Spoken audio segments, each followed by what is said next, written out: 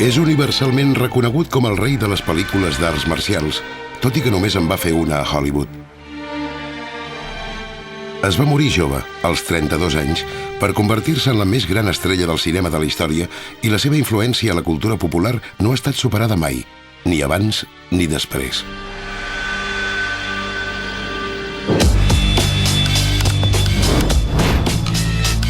En Bruce va ser la meva inspiració, em va fer somiar. Gràcies a ell em vaig adonar que volia fer pel·lícules. El seu exemple em va ajudar a superar-me a la vida. Jo sé que en Bruce Lee és el millor. En Bruce Lee va canviar el món i la seva influència va arribar no tan sols a la comunitat asiàtica, sinó també als negres i als blancs. Va ser un heroi per una cultura que no tenia herois. En Bruce Lee és el pare de les arts marcials mixtes. Quin cop de colze!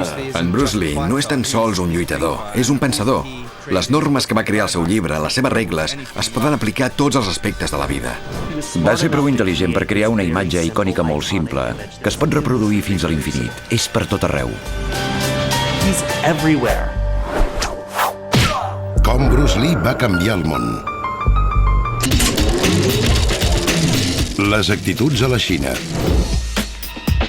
Ja han passat més de 35 anys des de la mort de l'home aclamat mundialment com el rei de les pel·lícules d'arts marcials, després d'haver rodat tan sols 4 pel·lícules de Kung Fu. Des de la seva mort, se l'ha reconegut com un visionari que va canviar la manera de fer pel·lícules d'acció i d'arts marcials i també la filosofia, la música i la cultura popular.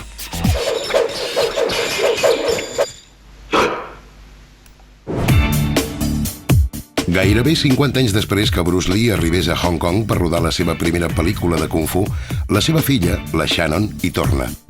Ha vingut per visitar els antics amics del seu pare i per promoure la fundació Bruce Lee, que ara presideix. El productor cinematogràfic Raymond Chow era amic i soci de Bruce Lee. Com a cap dels estudis, Golden Harvest era el productor cinematogràfic més important de Hong Kong. Ara té 80 anys i ja fa temps que no concedeix entrevistes, però ha fet una excepció per la Shannon, la filla d'un home que va veure per primera vegada en un programa de televisió fa gairebé 40 anys. El destí va fer que el veiés aquell vespre i l'endemà a primera hora li vaig trucar. I puc dir que allò va ser el principi d'una cosa important a la indústria del cinema. Bruce Lee va canviar la manera en què els estudis tractaven els actors. Va negociar el seu contracte i va participar en el procés creatiu del guió, la producció, la direcció i la coreografia de les seves pel·lícules. La relació que tenia amb el pare era molt interessant. Es podria dir que era revolucionària en el context de la indústria cinematogràfica de Hong Kong. Sí, vaig fer el que vaig creure que era just. I, a més, ens estalviàvem molts problemes a l'hora de negociar les coses. En Bruce i jo estàvem molt units. Ell no volia problemes i jo no volia problemes. La primera pel·lícula que va fer amb Raymond Chow va ser Karate a mort a Bangkok, sobre la lluita de la comunitat xinesa a Bangkok.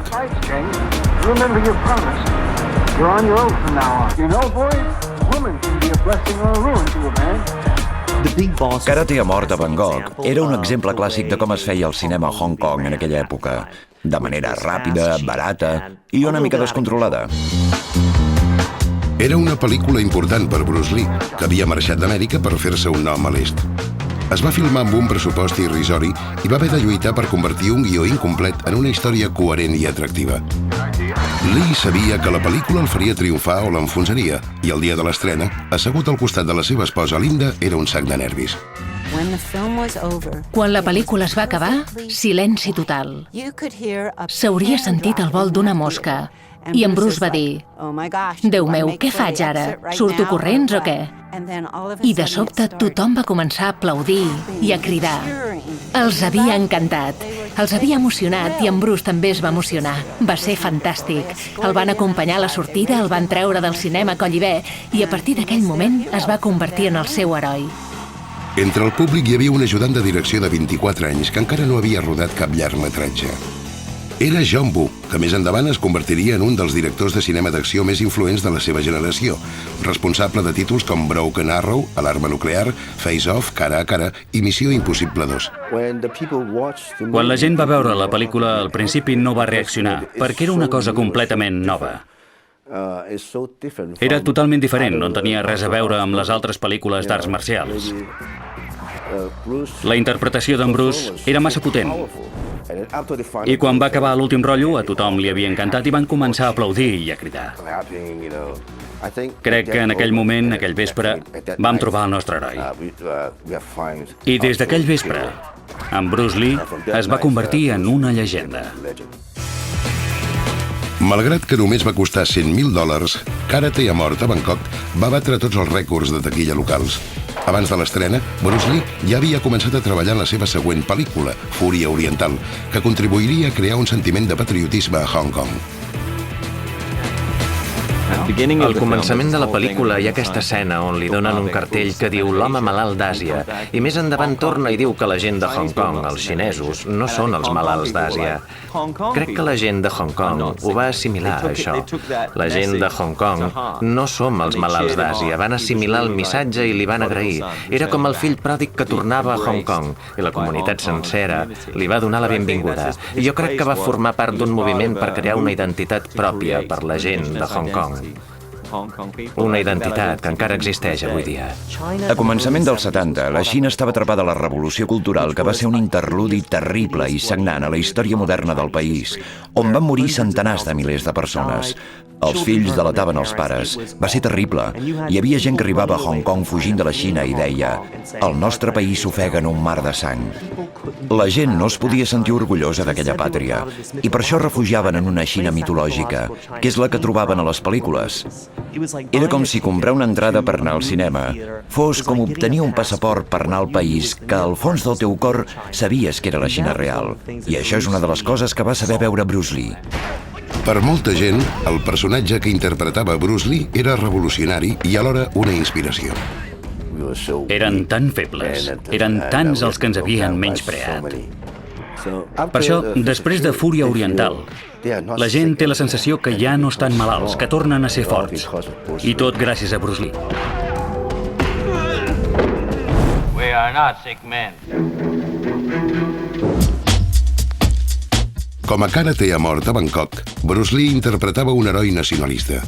El personatge va tocar la fibra al públic xinès i a la seva tercera pel·lícula, La Fúria del Dragó, va tornar a treure els mateixos temes. Els aficionats a les arts marcials consideren aquesta escena de lluita amb el campió de karate Chuck Norris al Coliseu de Roma com un clàssic de tots els temps.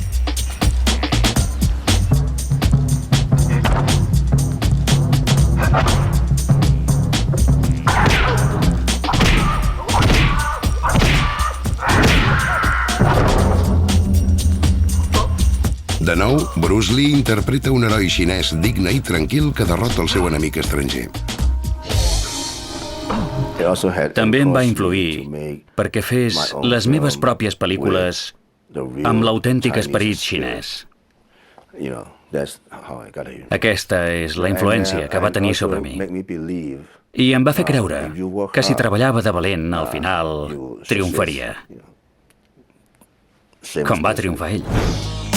Avui, dècades després de convertir-se en una peculiar estrella a Hong Kong, tot Xina el considera una icona. En reconeixement a la seva contribució a la cultura xinesa, les autoritats d'aquest país estan construint un parc de $25 milions en memòria de Bruce Lee a prop de Shunda, la llar dels seus avantpassats.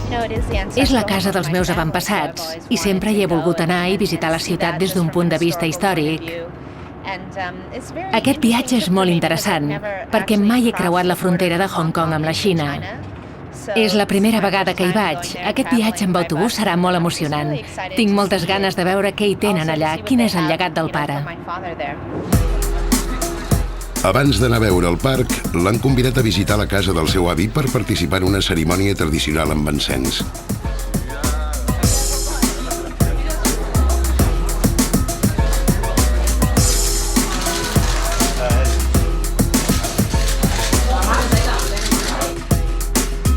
La notícia de l'arribada de la Shannon ja s'ha escampat i la ciutat sencera surt a rebre-la.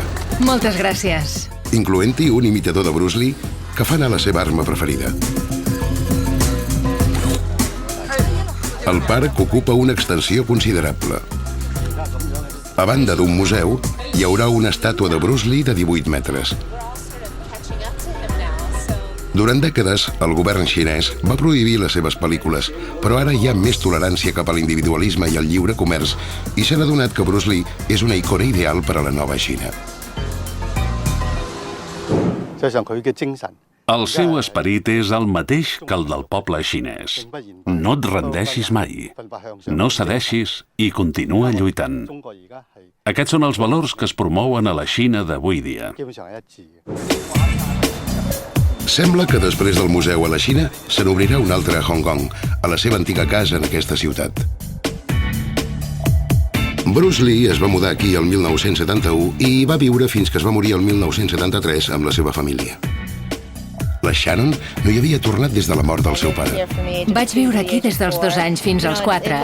Ara la casa sembla molt diferent. Abans era molt més acollidora, hi havia herba, però m'agrada molt ser aquí. Em recorda moltes coses. Yu Pangling és un empresari multimilionari dels sectors immobiliari i hoteler i un dels filantrops més generosos de la Xina. Ha acceptat cedir la casa al govern si li permeten ampliar l'edifici per construir un cinema, botigues i una biblioteca. Crec que és el lloc perfecte. El pare va néixer als Estats Units, però va créixer aquí. La seva família va viure aquí. Shunda és molt a prop, o sigui que és perfectament natural que també hi hagi un museu. El problema és que Hong Kong és una ciutat que no para mai i que canvia constantment, i és molt difícil trobar lloc per una cosa així. Però ara que està disposat a cedir la casa, i és el lloc ideal, fer el museu aquí té tot el sentit del món.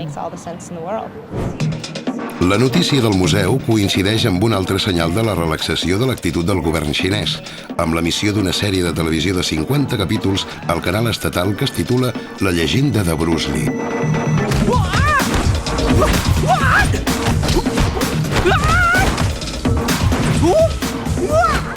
Com que no s'emet a la televisió de Hong Kong, aquest vespre serà la primera vegada que molts fans tindran l'oportunitat de veure-la. Ha estat increïble, m'ha agradat molt i m'ha ajudat a entendre millor el seu caràcter. Com a mestre de les arts marcials, com a pare de família i com a professional. La manera en què la Xina s'ha volcat amb el pare és increïble. Suposo que el consideren una influència a nivell mundial. D'alguna manera va construir un pont entre l'est i l'oest i parlem de fa 35 anys. I ara que la Xina s'obre al món, ara que tot el país viu com una mena d'obertura a l'exterior, el veuen com una metàfora d'ells mateixos i crec que això és el que els atreu. La Xina ha trigat 35 anys a acceptar el seu fill més famós. El serial de la seva vida s'ha convertit en el programa dramàtic més vist de la història del canal.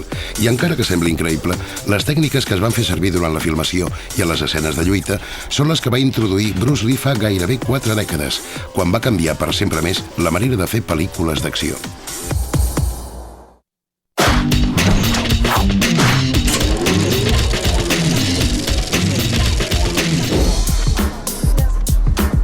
Durant molts anys, Hong Kong ha sigut la capital mundial de les pel·lícules d'acció. Bruce Lee va tornar aquí el 1970 per fer les seves 4 pel·lícules de Kung Fu i va revolucionar la manera de rodar les escenes de lluita.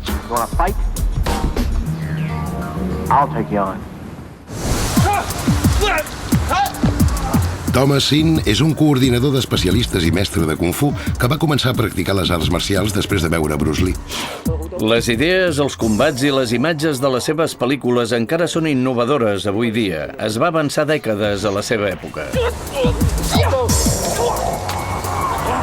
Avui practiquen una tècnica que consisteix a lligar un especialista amb uns cables perquè sembli que vola. Aquest mètode es fa servir a les pel·lícules de Hong Kong des de fa gairebé 50 anys i és conegut sobretot per films com Tigre i Drac.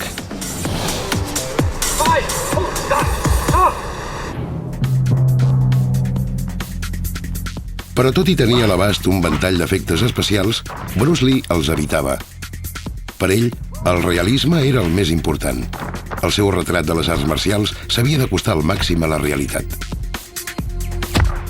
Si ens fixem en els que van arribar abans que ell, sobretot al cinema de Hong Kong, en aquelles pel·lícules hi havia poques arts marcials autèntiques. Es basaven en trampolins i efectes en cables. Per exemple, a la pel·lícula El boxejador xinès. Les escenes de lluita són terribles. Tot d'homes que mouen els braços espasmòdicament i homes que cauen. I efectes matossers en cables on la gent surt volant o salten amb trampolins. En Donnie Yen és un dels noms més importants del cinema de Hong Kong. Ha aparegut a més de 30 títols, tant d'aquesta ciutat com de Hollywood, incloent-hi Els rebels de Xangai, amb Jackie Chan i Hero. En Bruce Lee creia en l'autenticitat. Si volies ser un actor d'arts marcials, havies de ser un mestre d'arts marcials. Va ser el primer que va sortir i va dir: heu de ser autèntics. Quan doneu puntades o cops de puny, ha de ser de veritat. Bruce Lee era famós per fer ell mateix les escenes perilloses, però a les seves pel·lícules també lluitava contra els especialistes. Jackie Chan va començar la seva carrera al cinema com a especialista a Fúria Oriental i Operació Dragó i va descobrir que aquesta obsessió per l'autenticitat tenia un preu. Em va clavar un cop amb un pal, just al cap, i jo vaig fer... Em vaig fer la reacció que tocava i vaig caure mort. Pam, a terra. I ell, pam, va fer el que li agradava fer. Va acabar, es va apartar i van tallar l'escena. Bruce Lee no acceptava cap mena de compromís que restés realisme a les escenes de lluita, però tractava bé els especialistes. I vaig sentir, Déu meu! Té probablement alguna paraula més gruixuda en xinès. Va llançar el pal, va venir corrents i em va aixecar. Em sap molt de greu, em va dir. I jo li vaig dir, no ha passat res, no ha passat res. Un especialista no pot dir mai que li han fet mal. Estic bé, no. I em va tocar i em va fer petons a la cara. Però la veritat és que m'havia fet molt de mal. L'ús de les arts marcials reals combinades amb la seva velocitat i visió de director era un còctel revolucionari. En Bruce Lee va revolucionar la manera de presentar el combat sense armes a la gran pantalla. A Hollywood havia treballat amb molts cineastes amb talent i va aportar-hi aquests coneixements. Sabia quina lent havia de fer servir, com havia de moure la càmera, com s'havia d'editar, i això és el que fa que les escenes de lluita siguin tan extraordinàries. A vegades les tècniques són molt bàsiques, però la manera de filmar-les era revolucionària. Sí, en el seu cas, l'acció agafava una dimensió nova. Ho va canviar tot. No havíem vist mai combats com aquells. Tot allò que feia alternant ritmes ràpids i lents, amb la tensió i l'alliberament de la tensió. Les escenes avançaven, s'aturaven, tornaven a avançar. En Bruce Lee va aconseguir una estilització que es va convertir en un estil que crec que ha influït molt en les pel·lícules occidentals. Va fer que els combats fossin entretinguts, que fossin divertits, que fossin dramàtics, emocionants, i va portar les arts marcials a tot el món. Però Bruce Lee va desaparèixer gairebé tan ràpidament com havia aparegut, el 20 de juliol del 1973. Es va morir per culpa d'un edema cerebral a poques setmanes de l'estrena d'Operació Dragó. Es va dir que la causa de la mort era una reacció al·lèrgica a un analgèsic. La seva mort va ser un xoc a nivell mundial i va provocar la manifestació popular més gran de la història de Hong Kong. El van enterrar a Seattle amb els seus antics alumnes, Steve McQueen i James Coburn, entre els portadors del fèretre. Vaig decidir enviar el cos d'en Bruce a Seattle. A Hong Kong no s'ho van prendre bé perquè el consideraven un fill de la ciutat, però aquesta va ser la meva decisió.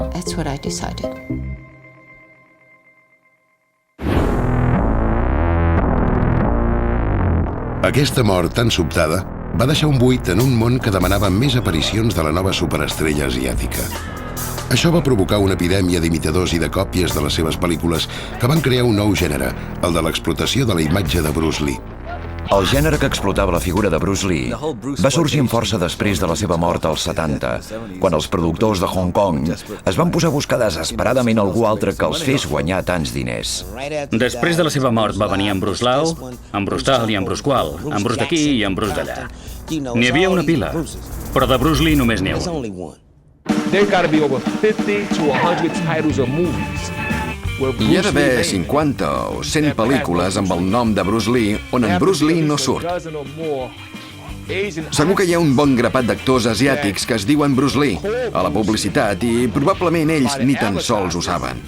Perquè aquestes pel·lícules es fan a Hong Kong i s'envien a tot el món. Quan es va morir, Bruce Lee treballava a la seva 5a pel·lícula, que s'havia de titular Joc amb la mort. Havia rodat el que es convertiria en 11 minuts i 7 segons de material editat, un combat contra 3 estils d'arts marcials diferents mentre pujava per una pagoda. A Joc amb la mort el que provava de fer en Bruce era mostrar formes diferents. Un mestre de les arts marcials que s'enfronta a enemics que fan servir estils de lluita diferents i els ha de derrotar tots. Per això s'ha de ser versàtil. No pots fer servir la mateixa estratègia per enfrontar-te a problemes diferents. Davant d'aquest metratge, l'estudi tenia un gran problema: com acabar la pel·lícula sense Bruce Lee. Van passar els anys. En Bruce era mort, però al cap d'un temps, l'estudi Golden Harvest volia fer alguna cosa amb les imatges que existien de la pel·lícula Joc amb la mort. Em sembla que van dividir el metratge i d'això en van fer 2 pel·lícules amb un altre actor i imatges d'en Bruce. Tot plegat no té ni cap ni peus. Sembla un acudit. És com una pel·lícula còmica, perquè quan proven de fer que l'actor sembli en Bruce és per petar-se de riure. Hi ha una escena en què, per amagar la cara del doble de cos, enganxen una foto de la cara d'en Bruce en un mirall.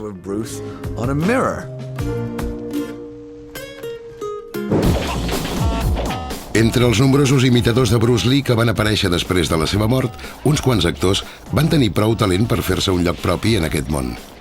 2 dels més famosos eren especialistes i antics membres de l'Escola de l'Òpera de Pequín, Sammo Hung i Jackie Chan.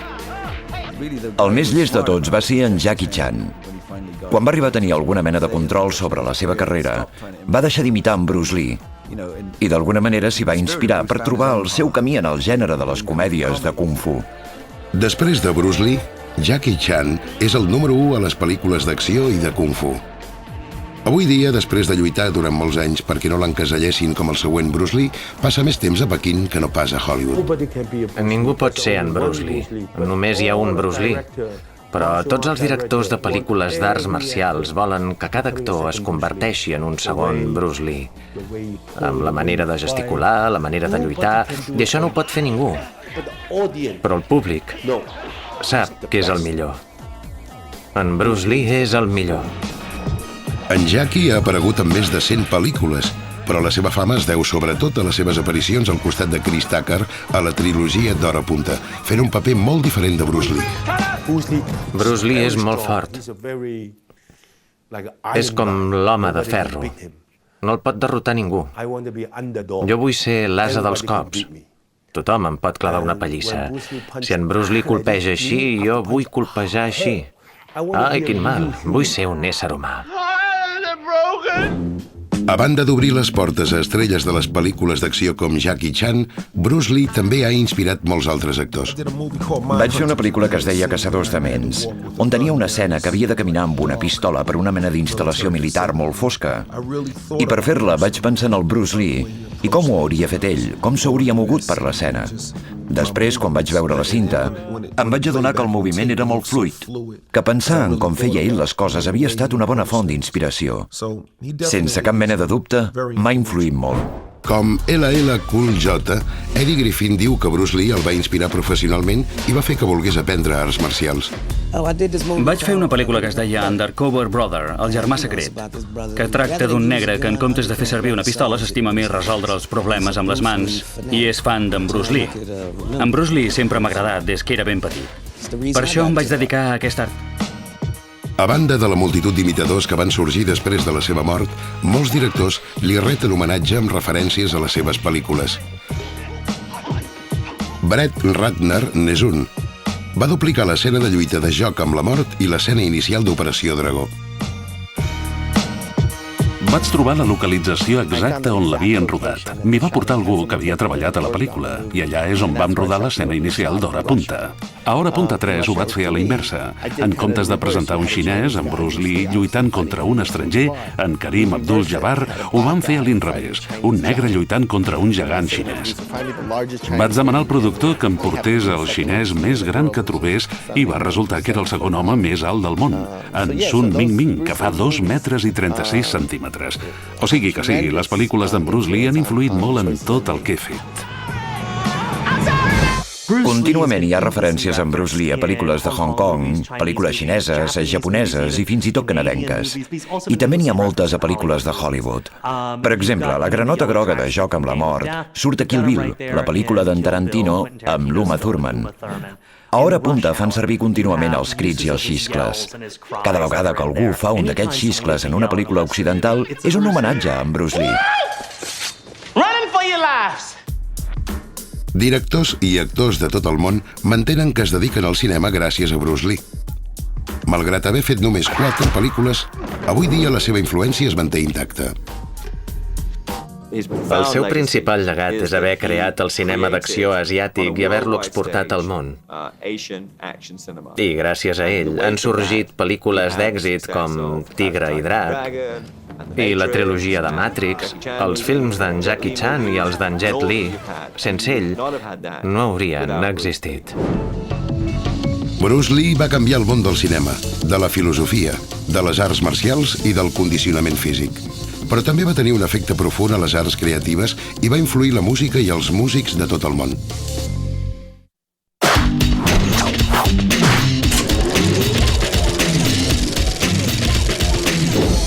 Ara sou en un estudi amb el Risa.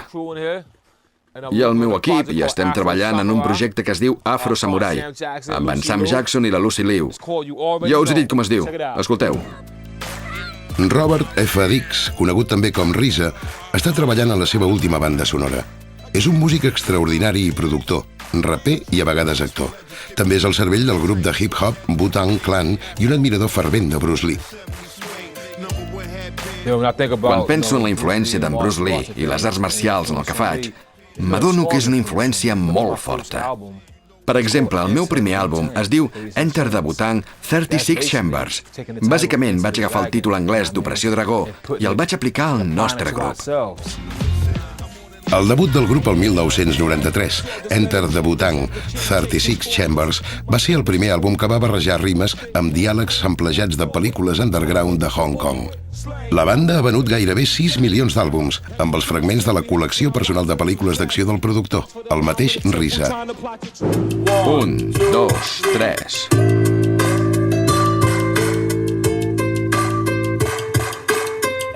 I el piano.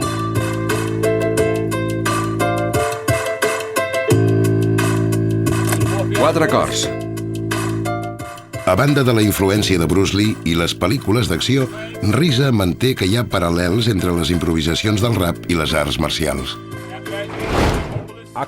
Jo vinc de l'era del hip-hop, quan la gent feia combats de rimes al metro, als lavabos de les escoles, a les cantonades, i allò gairebé és com un combat d'arts marcials. És com un combat d'arts marcials perquè has de fluir.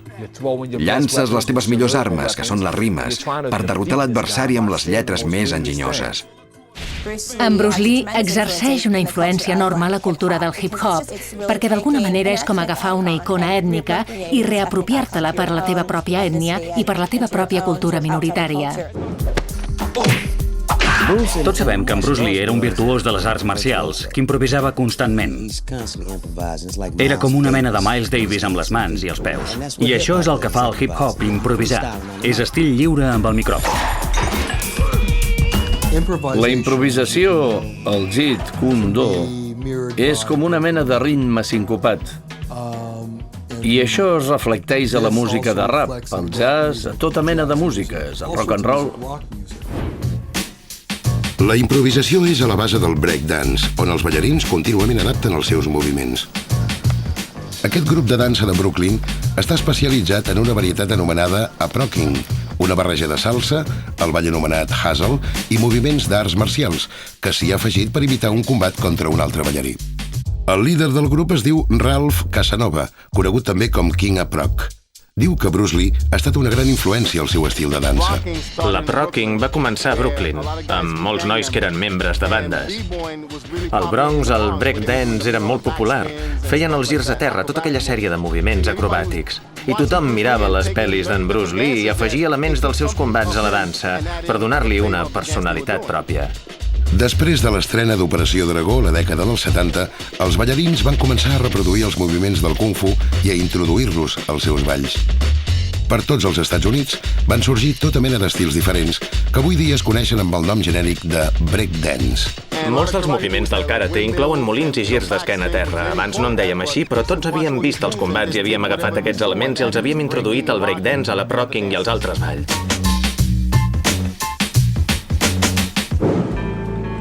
I el responsable de la música de la pel·lícula que va inspirar aquests ballarins és el compositor Lalo Schifrin. A banda de la música d'Operació Dragó, ha obtingut 6 nominacions a l'Oscar per clàssics com Missió Impossible, La llegenda de l'indomable, Bullitt i Harry el Brut. Creu que hi ha paral·lelismes entre la seva manera de compondre i com Bruce Lee enfocava les arts marcials. Em va dir, les arts marcials van començar a l'Índia fa 5.000 anys. Hi havia tradicions, i jo vaig trencar les tradicions. I jo li vaig dir, saps què? Tenim una cosa en comú, perquè jo vaig estudiar 2.000 anys de tradició de música clàssica europea. Vaig estudiar molt, i vaig trencar les normes, vaig trencar les tradicions. O sigui que tenim una cosa en comú, i això li va agradar molt. La banda sonora d'Operació Dragó va vendre més de 500.000 de discos i va fer guanyar un disc d'or a Lalo Schifrin. També va inspirar el director de Hollywood, Brett Ratner, que després d'escoltar-la va prometre que la música de la seva primera pel·lícula la compondria el Lalo. Quan vaig escoltar la banda sonora, com va fer servir la veu d'en Bruce Lee i els seus crits, vaig decidir que volia treballar amb en Lalo. La barreja entre la instrumentació xinesa i els ritmes urbans, que si pensem és com música asiàtica i música negra urbana combinades per fer aquest tema. I això és el que em va donar la idea d'Hora Punta. Com Brett Ratner, Tarantino és un altre director famós de Hollywood que ha treballat sota el seu influx. Quan buscava algú per fer la banda sonora de Kill Bill, es va posar en contacte amb RZA per aprofitar els seus vastos coneixements de les pel·lícules de Bruce Lee. Fer la música de Kill Bill va ser una gran oportunitat per mi. Jo sóc productor de hip-hop i en Tarantino, que era fan dels Wu-Tang, em va demanar que treballés per ell, el primer compositor que contractava mai. Quan ens vam conèixer, eren com dos tios canviant cromos, llançant-nos noms de pel·lis de Kung Fu per veure qui en sabia més, i ens vam fer amics. Com RZA, Damon Albarn, del grup britànic Gorillaz, va veure Bruce Lee quan era petit i també el va impressionar. El seu grup ha venut més de 15 milions d'àlbums i el seu últim projecte, una òpera circense anomenada Monkey, Journey to the West, s'ha representat per tot el món. Quan creava la música per l'òpera, Damon Albarn es va inspirar en la banda sonora d'Operació Dragó. Sí, hi vaig pensar molt, com feia la música de l'òpera Monkey. Sobretot l'ús tan potent de l'orquestra, la intensitat no baixa mai. La influència de Bruce Lee sempre ha estat present en gran part del treball de Gorillaz des que van debutar el 1998 com la primera banda virtual del món. Van crear una animació basada en joc amb la mort i van vestir en Monkey amb la famosa granota groga de Bruce Lee. El vas vestir de Bruce Lee? Sí, exacte, la granota groga del Bruce Lee. No es pot, és tan icònica. Els Gorillaz no són els únics artistes que s'han aprofitat de la imatge de Bruce Lee. Els sectors de la publicitat i el màrqueting fa temps que exploten l'atractiu internacional i la seva potent identitat de marca, amb la creació d'una onada d'anuncis, còmics i videojocs inspirats en la seva imatge per tot el món.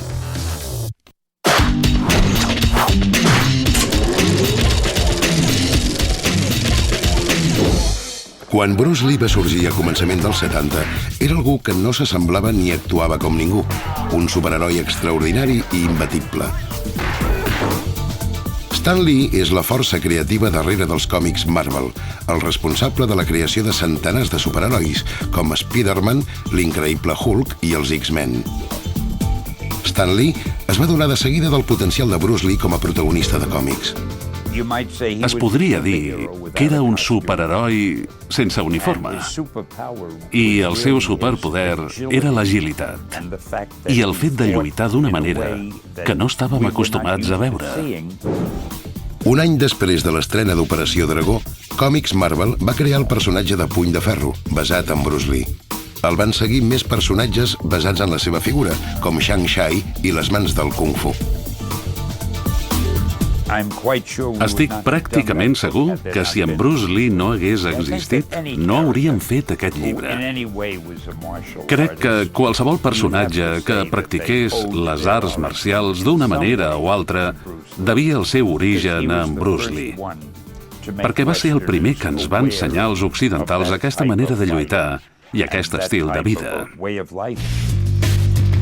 Amb l'arribada dels videojocs la dècada dels 80, els dissenyadors van traslladar a aquest mitjà algunes de les característiques de Bruce Lee que s'havien adaptat també al còmic.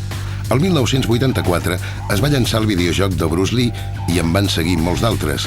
Entre aquests hi havia Dragon, The Bruce Lee Story, i Bruce Lee, Quest of the Dragon, així com molts altres jocs que s'inspiraven en el rei de les arts marcials. Be water, my friend. Realment, si hi ha una cosa que li hem de reconèixer és que ha sigut la inspiració dels videojocs d'arts marcials. No hi ha ni un sol videojoc d'arts marcials que no tingui un personatge com en Bruce Lee. Per exemple, a la sèrie dels Street Fighters o a Mortal Kombat. Mortal Kombat és un dels videojocs més famosos. I qui hi surt?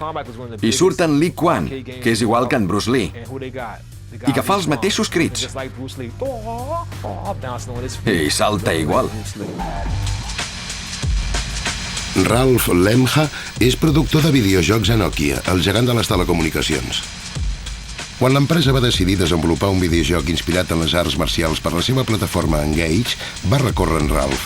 En Bruce Lee m'agrada molt, va ser la meva inspiració. Sempre havia volgut fer un joc d'arts marcials perquè volia fer alguna cosa al seu estil. Però traslladar el dinamisme i l'estil de Bruce Lee a un joc no és gens fàcil. Per fer una simulació realista, en Ralph va fer servir una tècnica que s'anomena captura de moviment, on els moviments humans es filmen i es recreen digitalment. Després d'una cerca extensiva, en Ralph va trobar l'home que reproduïa millor la velocitat i l'estil de lluita de Bruce Lee, un instructor de Jeet Kune Do de Glasgow que es diu Tommy Carruthers. És el millor mestre de Jeet Kune Do del món. La seva velocitat, la seva potència i la seva precisió no tenen rival. M'agrada molt mirar el que fa. Em sembla que van filmar captura de moviment durant 7 dies, amb el treball dels peus, els cops de peu i les puntades. Van fer la feina dels especialistes i la coreografia. Va ser molt dur, però molt gratificant. I a més era diferent. No havia fet mai res semblant. Les característiques que han fet que Bruce Lee funcioni bé als videojocs i als còmics són també un regal per als publicistes. En part és perquè quan era viu va ser prou intel·ligent per crear aspectes del seu personatge a pantalla que eren immediatament identificables. No cal que diguem el seu nom, ni tan sols cal que sentim la seva veu perquè pensem, aquest és en Bruce Lee. I amb el reconeixement instantani arriba una sèrie de valors que la gent associa amb Bruce Lee. Bruce Lee defineix el Kung Fu. Si vols tenir com a referència la força, l'agilitat i la velocitat i la potència, en Bruce Lee la representa totes. El que proven de vendre és la imatge de la perfecció. És un home que és un mestre en allò que fa i per això el meu producte és igual de bo. Per això els entenc perfectament. La marca Bruce Lee representa moltes coses. Era un home amb moltes facetes. La seva personalitat tenia molts vessants. Pot representar la puresa, la salut, la confiança, la velocitat, fins i tot la tragèdia. Ari Merkin és el director executiu de l'agència de publicitat Toei de Nova York. A banda de ser un dels directors creatius més premiats del món, també és un gran admirador de Bruce Lee i el fa servir com a font d'inspiració per a molts dels seus anuncis. En Bruce Lee m'ha influït molt. La creativitat consisteix d'alguna manera a treure el que dus a dintre, les coses que t'han influït, les imatges que s'han gravat a la teva ment. I en Bruce Lee i totes les coses que vaig agafar d'aquelles pel·lícules m'han quedat gravats. La imatge de Bruce Lee s'ha fet servir a centenars d'anuncis de tot el món per vendre tota mena de coses, des de cotxes per BMW, texans Levi's i barres de xocolata. És molt interessant. Els anunciants han fet servir la imatge d'en Bruce per vendre des de barres de xocolata fins a begudes al Japó, caramels i moltes altres coses, perquè en Bruce Lee ven. En aquest anunci de barres de xocolata, un imitador de Bruce Lee s'enfronta als atacants, però en comptes de fer servir la seva arma preferida, n'utilitza una altra molt menys amenaçadora.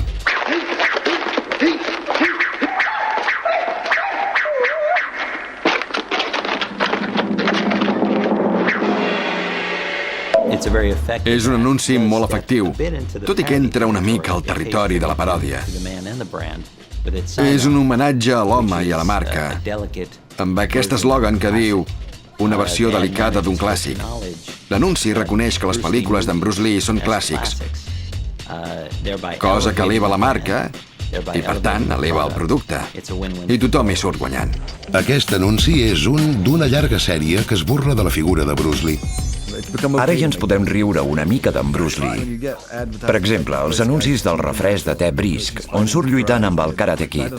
Jo crec que això no ofèn ningú i fa gràcia. Brisk, baby!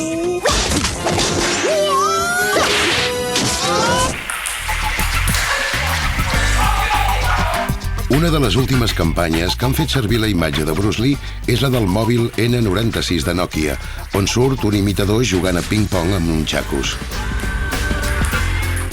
Des que es va llançar a la Xina, l'han vist més d'1 milió de persones a YouTube a tot el món. La gent encara troba la manera de posar en Bruce Lee en contextos nous, com aquest anunci nou on un home vestit amb la inevitable granota groga juga a ping-pong amb nunchakus. En certa manera, tot això s'afegeix al seu llegat, que es transmetrà a les pròximes generacions.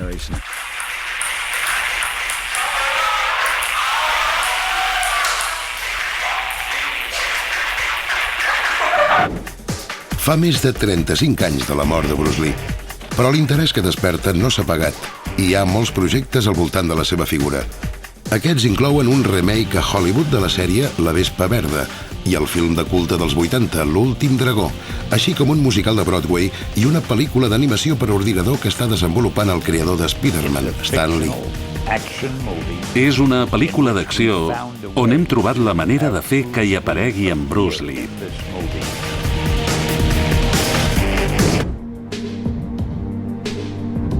El llegat de Bruce Lee era el que va empènyer molta gent a reunir-se a Seattle per commemorar el 35è aniversari de la seva mort.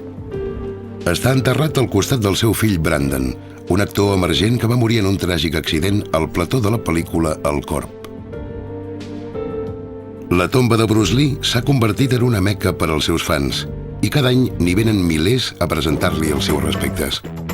La Linda i la Shannon han vingut a homenatjar la vida de l'actor, marit i pare.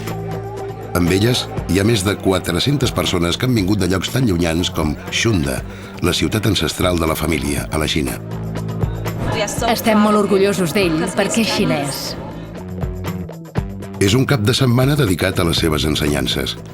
Experts en Jeet Kune Do en fan demostracions. I també és una oportunitat perquè la Shannon i la Linda explorin la manera de mantenir viu el seu llegat, amb el projecte del primer museu de Bruce Lee als Estats Units a Seattle, que es coneix com el BLAM. És el museu d'acció de Bruce Lee. Ella volia representar el moviment i l'acció, el fet d'actuar i també participar en la comunitat, amb recerca, filosofia, educació i tota aquesta mena de fonaments. És el 20 de juliol, el dia de la seva mort.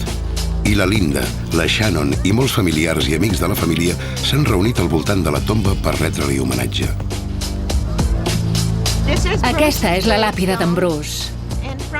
Al davant hi ha un llibre i hi diu: la teva inspiració encara ens guia cap al nostre alliberament personal.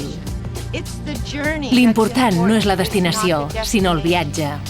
Bruce Lee també se'l recorda d'altres maneres, com ara les estàtues que li han erigit a la Xina i a Los Angeles després de les que es van descobrir a Hong Kong i a Bòsnia, on el van escollir com a símbol de la lluita contra les divisions ètniques. Un portaveu va dir: Sempre serem musulmans, serbis o croates, però una cosa que tots tenim en comú és en Bruce Lee. Fa més de 35 anys des de la mort de l'home universalment aclamat com el rei de les pel·lícules d'arts marcials, un home que va canviar el món del cinema, la filosofia, el condicionament físic, la música i les arts. Un home que es va morir als 32 anys abans de veure l'impacte que havia de causar. Un home que va canviar el món per sempre més. El seu impacte va ser increïblement potent. Va colpejar la cultura popular al plexe solar amb el cop de dreta més brutal que pot fer un home. I crec que encara estem una mica groguis.